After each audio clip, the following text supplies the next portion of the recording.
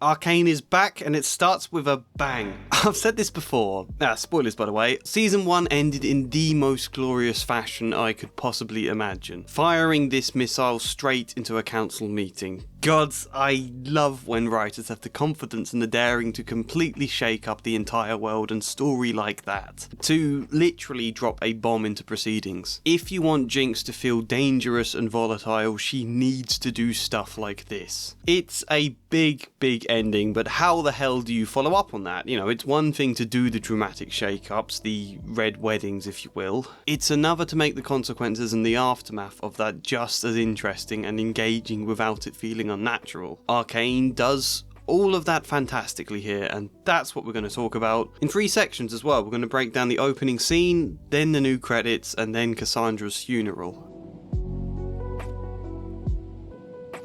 So, we open quite literally in the aftermath of the explosion with a lot of red, smoky colours that very much parallel the way Season 1 opened. I like that a lot. It's hazy, the sounds are slowed and echoed, their voices are muffled. This beautiful choir singing comes in that I doubt copyright will let me play, but they do such a good job with the score for this scene, I wanted to mention that. I love how quiet and wordless it all is, waking in total numbed shock. Faces moving in and out of smoke, struggling to process anything. That's beat 1 here effectively, the total shock and confusion. Really important beat, and it's in starting to see other faces that Jayce and Mel begin to grasp what's just happened. They are okay, but is everyone else? And an interesting side note, these are the 2 people most unscathed, as well as the 2 people closest to the explosion, which A, is a question to wonder about, how they aren't more damaged, and B, it means starting with them at the centre of this scene, very close up to them, and then beginning to move outwards from there makes a lot of visual sense for the sequence. So we move from very close to then getting a bit more perspective on the scene, and then Jayce actually starts looking for other people. That mixed with the extreme close-ups on his eyes to really emphasise beat 2 here, which is the fear and the horror about what's happened, about how everyone is. The camera spins with a dizzying movement throughout, and we then spot Caitlyn's mum, Cassandra, which is a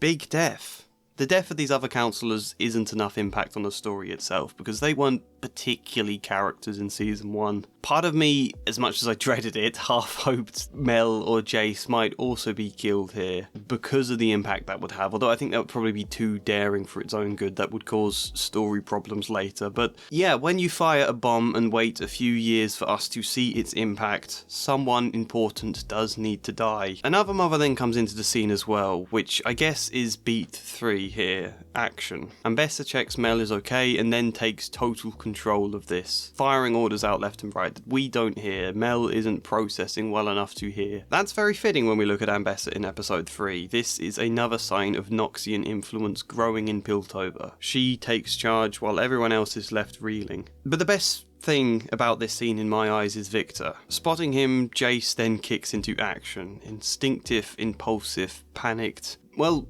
trauma response really. I think a lot of shows would present this moment focusing on the speed, the hurry to get Victor to the lab and to save him as this desperate but also kind of heroic act of saving someone's life. What's really effective for me though is the cuts between both scenes. Between Jayce carrying Victor to the lab and Jayce still standing in the rubble staring at Victor in terror. It's really powerful. It makes us feel doubly so as though all of this action here is thoughtless and out of control. It's just his body moving and autonomic response, where his mind is still stuck with the trauma of the moment, still caught in that fear. That split is really powerful and such a clever creative idea. It just really thumps home the emotion of this scene. The cuts become quicker as the music swells into this anxiety-inducing crescendo. The hex core is screeching, Jayce is crying out and he's frenzied, and then it all ends in a flash of white. It's fantastic. And a lot of shows wouldn't even have this, I don't think. They'd open with the funeral as the first scene for the season, and that emotion of grief would be the focus. Which is obviously important, but I like that we get the direct impact of the trauma first, before we move on to grief. We get a first sequence to go from dazed to shock to frenzied so smoothly with this building music and Jayce's eyes leading us through all of this. Not only does that make Jinx's impact feel immense, not only is it very moving and also very well sets up the new season, but it also perfectly expresses why Jayce so quickly forgets what Victor made him promise. But then it gets even better. So what is it? Random search? Escort off the property? Search. No. No. I have to ask. Is it all true? You've been offered 51% off World Anvil. Kate said all that.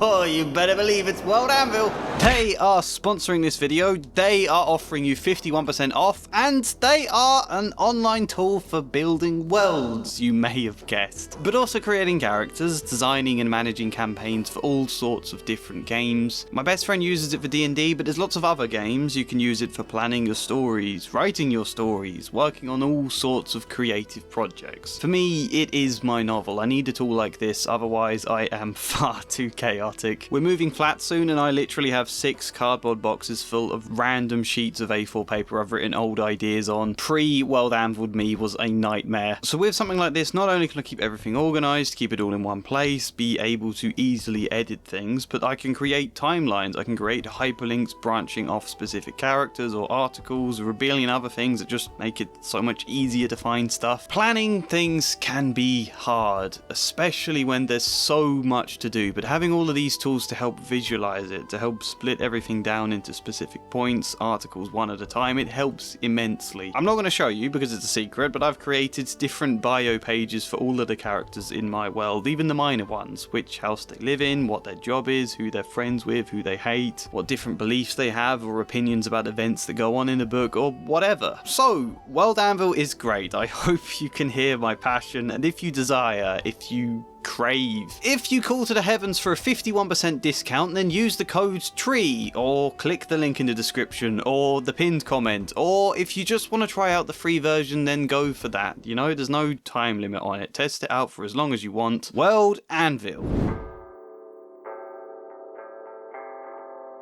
It's not to say I disliked the credits in Season 1, I think the statue figures fitted well and gave this epic sort of mythic feel to the season. It made all of the characters feel like pieces in some Sophoclean tragedy or something, but the decision to have the characters alive and moving in the Season 2 credits I think feels stronger, primarily because you can express more emotion with them. There's so much to unpack here, it makes me so excited just talking about it. Like this shot of Mel in the sun whilst shadow hands move in to consume her, it's beautiful, it's eerie, this line dividing her face. Is that about the split between Piltover and Medardus, or is it something more internal? We see this same line then cuts through Jinx, then forms the V over Vi's eyes and cuts through her and Caitlyn's hands, dividing the two of them there. There's just so much beautiful symbolism here. We could make a whole video about what this all means. Some of it would be more lore-based foreshadowing elements, like, for example, I've accidentally had it spoiled for me what this shot of Echo means, but some of it is very metaphorical and some of it is both things. Victor picking up this mask.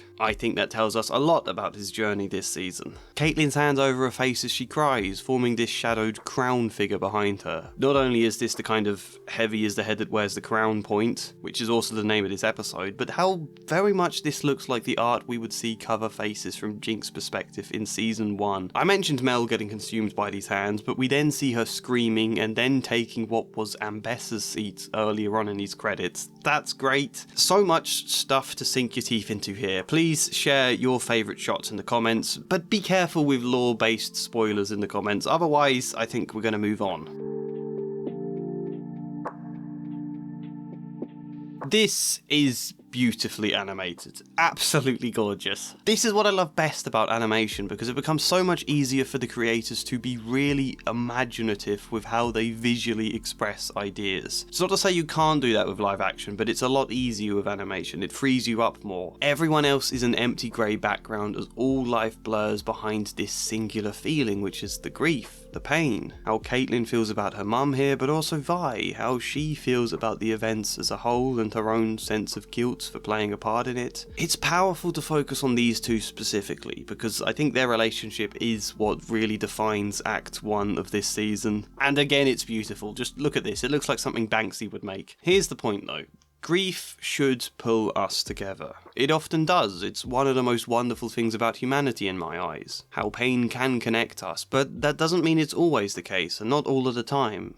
This sequence shows that everyone is isolated and alone, fractured in their feelings, and so very powerless. The colour should make Vi and Caitlyn stand out, but it actually imprisons them in a different visual reality to everyone else. And that's kind of this episode, right? The entire first half of this episode is mostly slow, sad conversations between people who feel stuck and alone, which I absolutely love, by the way. You need that. You need to feel that the damage is ongoing beyond just the event itself. Mel is entirely alone for most of this first act, I think. Jayce disappears into the lab with Victor. Vi walks the streets, too afraid at first to see Caitlyn, I think we could say, for how Caitlyn might react. Everyone is their own sole blot of colour on an otherwise colourless landscape, and we just sort of slowly see things bubble up again. People starting to feel more ready. Slowly we see glimpses of them reconnecting. Life is just attempting to pick up the pieces. Caitlyn talks to her dad, then she and Vi try connecting but leave, still kinda divided. Mel takes the initiative to visit Jayce and then prompts him to reach out to Caitlyn, where he apologises for not being around. Vi is at first alone, then not entirely,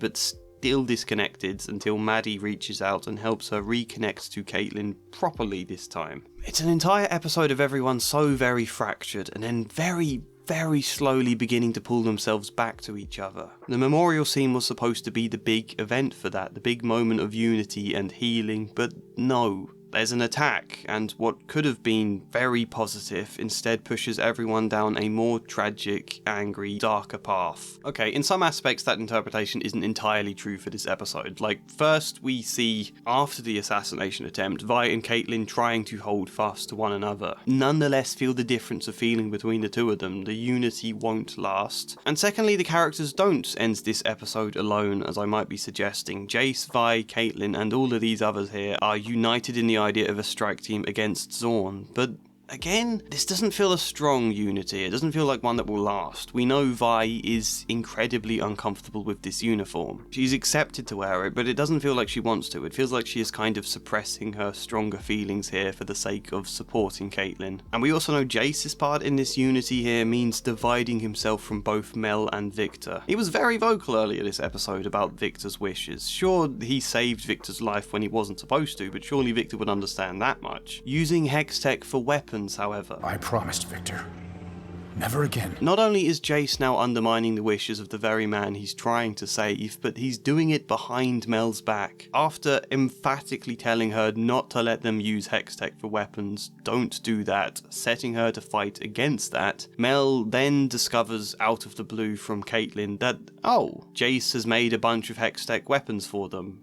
Rightio then. I love that touch. People aren't working together to communicate and form a clear response to the event. They are just kind of reacting in whatever way feels best personally to them. Mel was so confident and powerful last season. Suddenly it feels like everything has slipped through her fingers. Is this unity at the end? Is this Piltover coming together to heal? Or is it Piltover continuing to fall apart? Anyway, I also wanted to say I love how stiff and regimented Caitlyn looks during the funeral scene. Not only does that convey how very little she can physically do, but it's also her defense, right? To fall upon order and regiment and stiff, clear lines about what to do, which is kind of the very idea we later see leading her down a darker path in episodes 2 and 3. If I was to offer one criticism, and I know people will disagree with me on this one, but I don't like the song in this scene. I Can't Hear It Now by Freya Ridings. I think it fits lyrically, I think it's the right emotion, I think it's beautifully sung, I've got nothing against the song itself, I just find it slightly too forced in the scene. I would have been much more moved with an ordinary classical score here. Sometimes I do personally find the music choices just a bit too poppy, and whilst that works great at points in the show, especially the music choices they have for action scenes, in moments like this I think it feels overly sentimental for my taste, but that is me. My favourite line from the episode is this: she dies and leaves this giant hole and I'm just supposed to fill it, like she was never there to begin with. Hey, you won't. The hole gets smaller, but you never fill it. Other than that, it's time for me to stop talking. They're releasing 3 episodes every week here. It means I have to keep these videos short if I want to be able to make a video about every single episode. It means I have to make 3 every week. That's going to be really hard. It's ambitious, but it is what I want to do. So comment all of your thoughts. Like this video if you liked it, subscribe, support me on Patreon or buy me a coffee if that happens to be your thing, but otherwise, hopefully see you next time. And as ever, a special thank you goes to Flying Spider, Grace, Kellyanne Davidson, Luke Hoare, Michael Gallagher, Chad Bramwell and Joshua C. Follier. Thank you.